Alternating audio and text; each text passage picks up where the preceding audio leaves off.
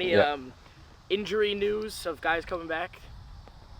Callum Chapman-Page is getting to a position where he might be involved for the midweek game. Dispay is going to be out. You know, he's had a groin strain, so he'll be out for a few weeks actually. Other than that, than the normal like Mackie King and Max Schneider stuff with the knee injury, other than that, I think we're going to be pretty much healthy.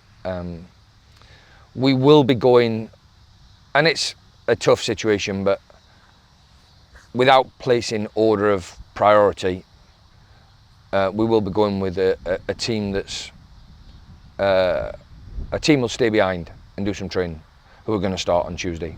So there'll be a group of players that don't travel with us. So I'll stay behind with them and then travel later without the team to Vegas. But I think it's important that we only get this one chance. We're at Indy 11. Indy 11 has a chance to get to a final. I've got to pay that with the utmost respect, and I can't say that every game's even or equal, because unfortunately for us travelling to Vegas, we're going to be up against it. We know we're going to be up against it against KC, and then with the fatigue of them two games, we're going to be up against Pittsburgh. So we know we're in for a challenging time, but in order to give us the best opportunity in the Open Cup, we'll travel with a team that's good enough to compete in the game and get a win. But I'll also keep players back here who won't travel, so that we've got that freshness going into Sunday's training session. You mentioned Max, he's back from loan, and Ethan is as well. Just, you know, a thought on their loan stints and bringing them back. Both of them have done fantastically well.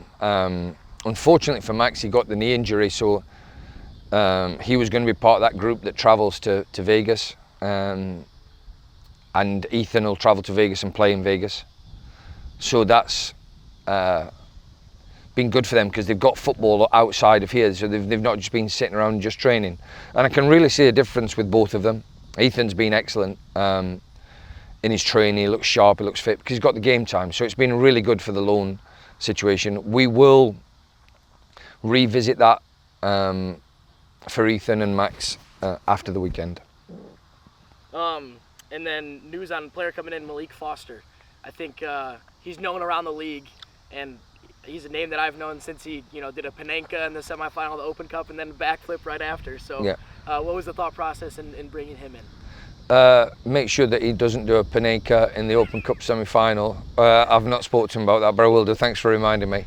No, he's good. He's got a lot of talent, and he brings a real different dimension to our attacking play.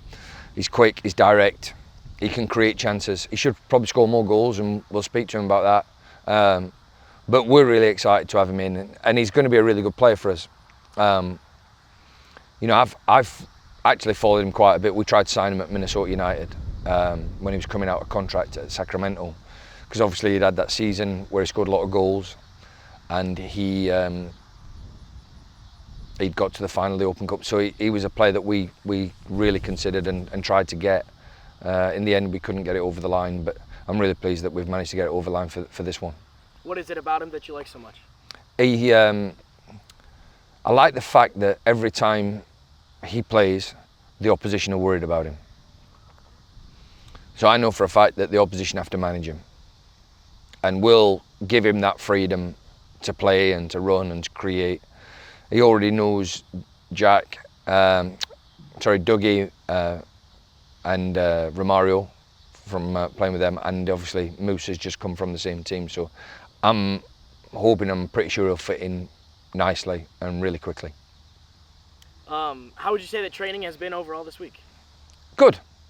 I think training's been good. There's obviously a really good buzz about the place, but it's been really good because everybody knows they're going to be involved in these next 3 games. So that helps. You know, you haven't got a team on the sideline thinking, you know, I'm not getting a start. So it helps that everybody's fully focused and really invested in what we're trying to achieve in the next 3. And even after that, there's still a long way to the season. When people say there's a third of the season left, when you're at the start of the season and you think, you know, we'll reassess after a third of the season, you think, well, that's miles away. So there's a lot of football left to be played, but it'll come around really quick. So we'll just keep everybody ticking over and hopefully have a good end to the season. With Vegas at the weekend, when you look at them, regardless of who you're playing against them, when you look at them, what do you kind of have to watch out for? They've got some really, really good individual players. They play a system where they try and draw the opponent, so they'll try and draw us into areas where, you know, it opens up space for other players. You know, they've got two good centre forwards who can play both in deeper roles and both run behind as well. And I think they've got a really good thing going there. You know, from the start of the season, they've had didn't get results early on in the season, but then they've obviously been on a great run. But they've always shown that they've been a really good team, and they're really dangerous. We just got to make sure that we go there with our game plan, focus on us, to be able to manage them, and then when we get the opportunity, we expose them.